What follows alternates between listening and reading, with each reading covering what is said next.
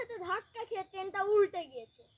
ওই ট্রেনে একটি যাত্রী ছিল 3.5 টন ওজনের মশা এবং সেই ট্রেনে ছিল চিনির বস্তা।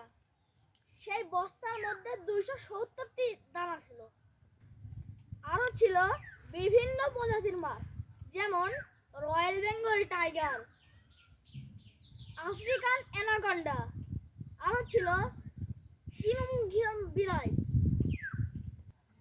ট্রেনের চাকায় হাওয়া ছিল না, সেই জন্য দুর্ভাগ্যবশত পিঁপড়ার সাথে ধাক্কা খেয়ে ট্রেনটা উল্টে গিয়েছে। আজকের মতো চেরা বেঁকা খবর শেষ করলাম।